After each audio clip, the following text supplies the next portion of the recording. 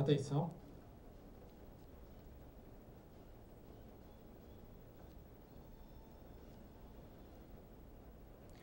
Todos os meses você sente que o salário acaba muito antes do mês?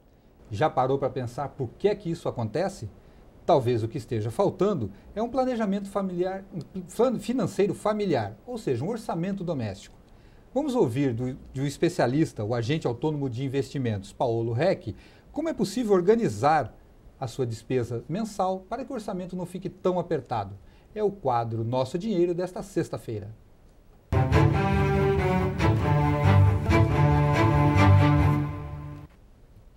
Boa noite, Paulo. Boa noite. Quer dizer que existem meios de a gente esticar o salário no fim do mês? Como é que funciona isso daí? Na verdade, esses problemas de orçamento apertado no final do mês decorrem muitas vezes pela ausência de um planejamento financeiro.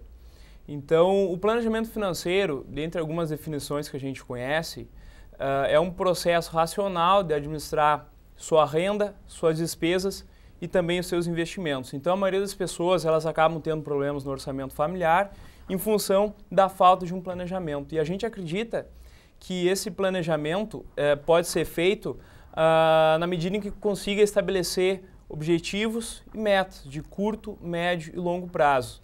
Porque a gente vê que um problema das pessoas de não conseguir realizar, porque a gente entende que esses objetivos de longo prazo, esses grandes sonhos, a gente acaba associando o planejamento financeiro com a realização de um grande sonho. E muitas pessoas acabam não conseguindo realizar aquele sonho pela falta de planejamento, né? Então, muitas pessoas, o planejamento ou o seu grande sonho é a compra da casa própria, outras pessoas é um carro 0 km, outras pessoas é a educação dos filhos, outras pessoas é uma boa aposentadoria. Então, o acompanhamento periódico dessas metas, desses objetivos, acabam facilitando, porque fica muito mais fácil de mapear e de acompanhar. Na medida em que tu tem um objetivo de curto prazo, fica muito mais fácil de tu acompanhar se de fato tu vai tornar factível esse teu sonho, esse teu grande objetivo. Então, mas eu vejo assim, tem muita gente que tem dificuldade de partir do básico. Por exemplo, colocar ali na coluna despesas e na coluna receitas e fazer um equilíbrio dessas contas. Quer dizer, isso é seria o básico, o pontapé inicial para se falar em planejamento orçamentário.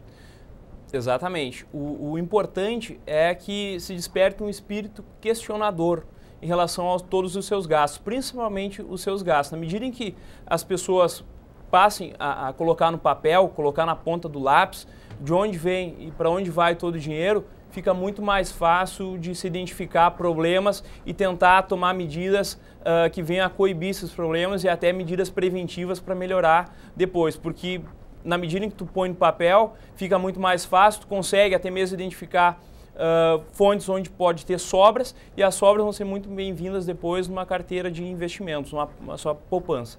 Quer dizer que, antes de mais nada, é preciso basicamente uma reeducação. A pessoa tem que colocar no papel o que ela tem de receita, o que ela tem de despesas, para poder enxergar o quadro que ela tem pela frente.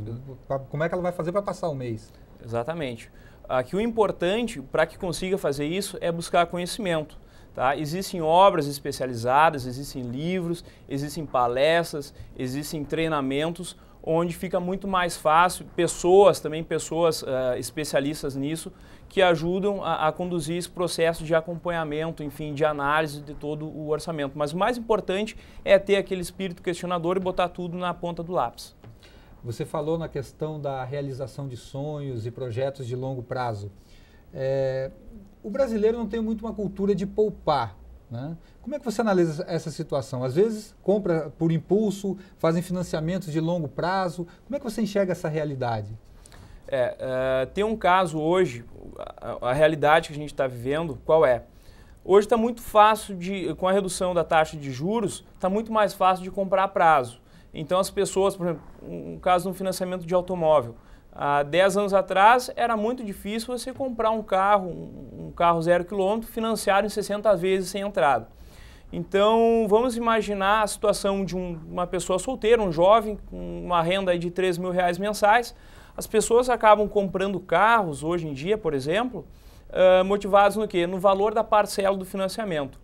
Então, digamos que um carro que à vista vale 30 mil reais, 32 mil reais, as pessoas compram, teve casos de pessoas que compraram, financiaram 60 parcelas de R$1.000, sem entrada, no final das contas se deram por conta do seguinte, que pagaram 60 mil reais por um produto, por um bem que após 5 anos vai estar valendo menos, um pouco mais de 20 e poucos mil reais. Então, muitas pessoas não têm consciência disso. E depois, contabilizados os gastos das parcelas de financiamento, acabaram se dando por conta de que tiveram outros gastos, que não foi só a parcela de financiamento, foi IPVA, foi combustível, foi seguro, foi multa, foi estacionamento. Então, pessoas motivadas pelo que o valor da parcela representaria 1/3 do seu orçamento mensal, depois de assinados todos os contratos, se deram por conta de que, na verdade, aquele bem ou aquele produto acabava representando mais da metade do orçamento mensal. Isso, falei de uma situação de uma pessoa solteira. Agora imagine uma pessoa, um pai de família, tomar uma decisão financeira dessas, de fato acarreta em problemas até para toda a família. Isso acontece, uma realidade que a gente acaba vendo hoje, e é muito comum no Brasil isso que está acontecendo. Pois é. E tem um outro fato assim que a gente costuma ver muito. Tem pessoas que até fazem esse trabalhinho. Não, eu tenho aqui a receita de tanto, tenho a despesa de tanto e consegue fechar, vamos dizer, no 0 a 0 ali, equilibrou receita e despesa. Mas aí tem um imprevisto, problema de saúde na família, a quebra de alguma coisa e aí desarranja tudo isso daí. Como é que você analisa esse segundo tipo de problema? Bem, na medida em que você põe no papel mesmo, na ponta do lápis, todos esses gastos que incorrem na aquisição desse bem ou desse produto, fica muito mais fácil identificar aqueles gastos desnecessários. Na medida em que tu consegue identificar esses gastos necessários, tu consegue eliminar eles de forma gradativa e a partir daí começar, de fato, a gerar uma sobra. E essa sobra vai ser bem-vinda justamente para te proteger desses imprevistos e até mesmo fazer a tua poupança. Pois é, agora retomando essa questão da poupança, né? Quer dizer, é fundamental hoje que as pessoas busquem de alguma maneira alguma sobra e fazer algum tipo de aplicação, já pensando, fazendo um projeto de longo prazo, principalmente visando questão de aposentadoria, uma certa tranquilidade no futuro. Quer dizer, aí já é um outro tipo de planejamento que a pessoa tem que se deter um pouco mais e aí, principalmente, aí buscar a ajuda de especialistas. Como é que você vê essa questão? Hoje, em linhas gerais, o brasileiro não é um poupador, né? A gente estava fazendo uma análise essa semana ainda. Hoje a gente identificou que mais da metade dos americanos tem uma renda além da renda salarial. Os europeus, a mesma coisa. No Brasil, esse número chega a menos de 1% das pessoas, ou seja, 99% das pessoas no Brasil tem uma renda somente da renda salarial, não tem um outro tipo de renda, seja renda de investimentos.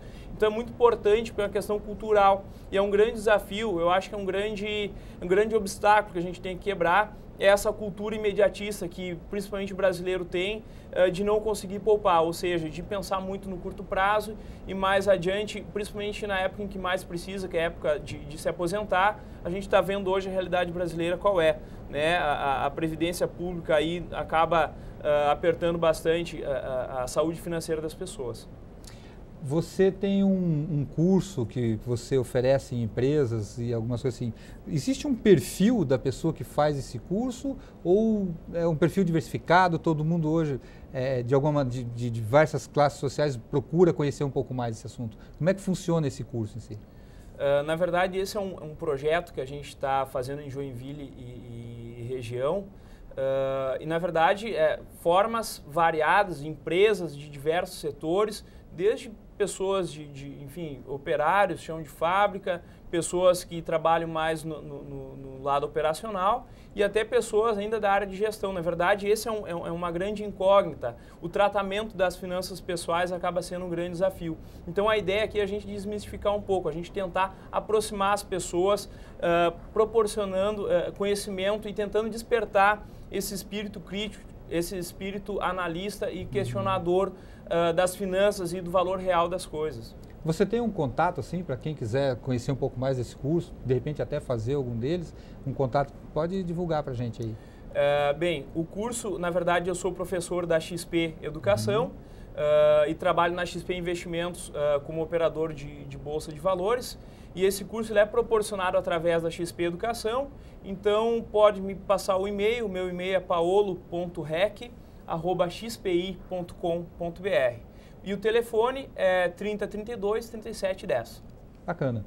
Paulo, quero agradecer a tua vinda aqui hoje. Eu acredito que as pessoas vão refletir um pouco mais. Quem ainda não tem o costume de fazer o seu planejamento, vai parar para pensar um pouquinho mais diante de tudo que a gente acabou abordando por aqui. Tá certo. Obrigado mesmo. Obrigado.